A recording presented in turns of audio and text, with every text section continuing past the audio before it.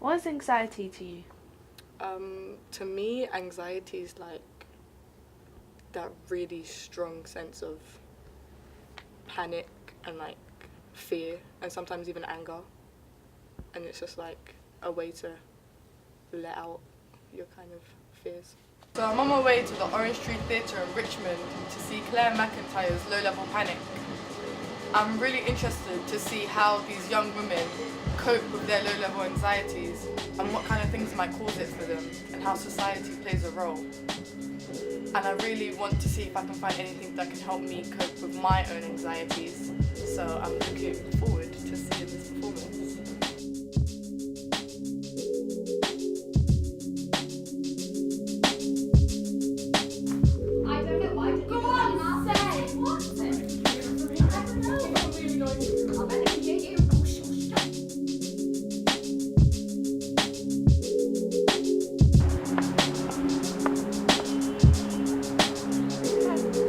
I just got done watching Low Level Panic and I really loved it. Like, it wasn't as much as I wasn't really expecting to see like a proper panic attack or something, but I kind of liked how I could relate to some of the characters, like, and some of the reasons why they were so anxious about their lives and stuff. What's the most affected age group and gender in relation to anxiety?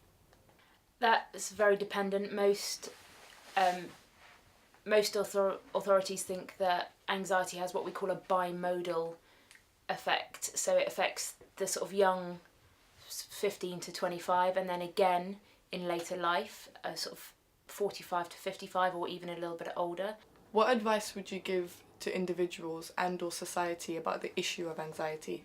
I think it's probably under-recognised, particularly in the young, because it presents very differently in young people to those who are a little bit more mature.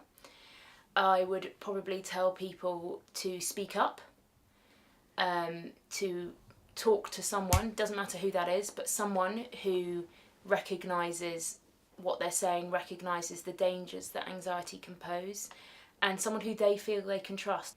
How severe do panic attacks get, in your opinion?